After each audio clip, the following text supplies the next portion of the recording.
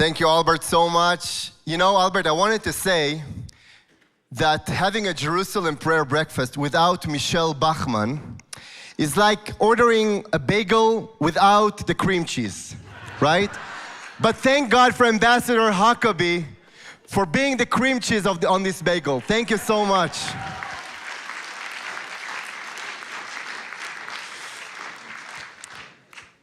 Dear friends,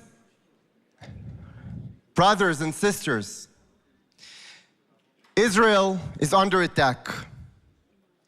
Not only by Hamas, Hezbollah, Iran, or the Houthis, but also, tragically, by voices in what's called the international community.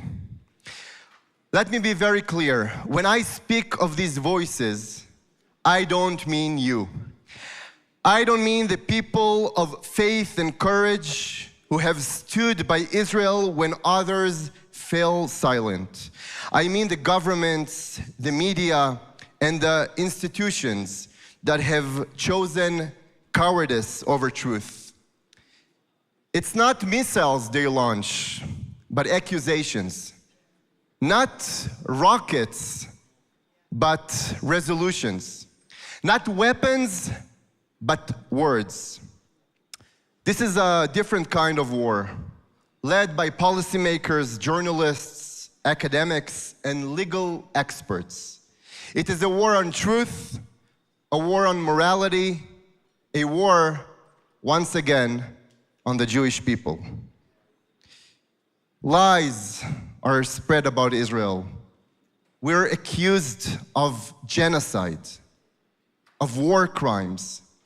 Even as we fight those who butcher babies, burn homes, and take pride in terror. And now they go further. They tell us to stop the war. They tell us to stop defending ourselves. They're telling us, they demand that we leave Hamas in power. They push, once again, for the establishment of a Palestinian state. Now, I want to be very, very clear. A Palestinian state would mean the destruction of the state of Israel, and we will never, never accept that.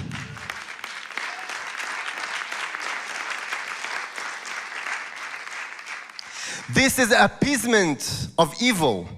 This is reward of terror. This is the West losing its moral compass. You know, Rachel Goldberg-Polin, the mother of Hirsch, who were kidnapped and murdered by Hamas, said it best in the UN. When you only get outraged when one side's babies are killed, then your moral compass is broken, then your humanity is broken. But in fact, many don't even pretend to care anymore. Just a few days ago, Seela Getz, a young Jewish mother, was on her way to give birth. On that drive, a Palestinian terrorist opened fire on her car. Seela was murdered, her newborn was delivered, and its life still hangs on a thread, by the thread. And the world, silent. No headlines, no outrage, no news when the victims are Jews. Many in the West have lost their ability to distinguish between good and evil, between Jews who are fighting for their lives and jihadists who celebrate death. The simple truth of the war in Gaza is that Israel does everything it can to prevent civilian casualties, while Hamas does everything it can to cause more civilian casualties on both sides.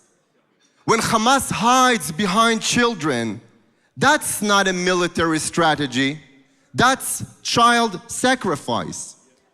So maybe blame the group turning schools and hospitals into launchpads, not the democracy trying to stop them.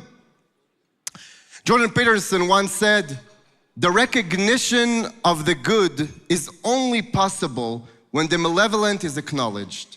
You cannot have light without shadow and good without evil.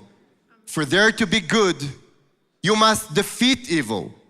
And to defeat evil, you must have courage, faith, and moral clarity.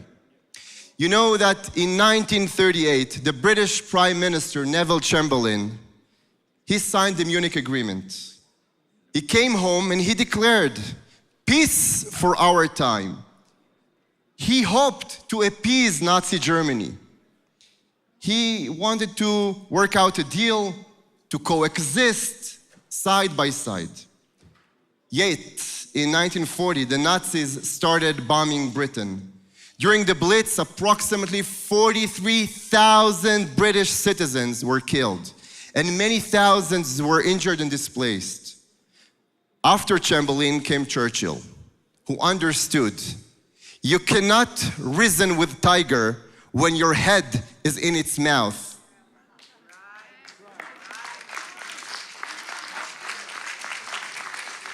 Like yourself, Churchill had courage, faith, and moral clarity. He had what it took to defeat Nazi Germany, and he saved the West. Today, Nazis are Hamas, the terror organization that committed the most unspeakable atrocities with glee and on camera for the world to see. But the world has forgotten. The world has turned a blind eye and now wonders what Israel still wishes to achieve in Gaza. So to quote the great Winston Churchill, you ask what is our aim? I can answer in one word. It is victory. Victory at all cost. Victory in spite of all terror.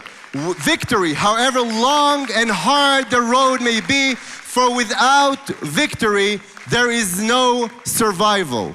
So brothers and sisters, I want to tell you, I want to thank you. I want to thank you for choosing to stand on the right side of history, for standing with Israel, for standing with the truth, for standing with the light, for helping us fulfill the prophecies that my house will be a house of prayers for all nations, because our fight is your fight.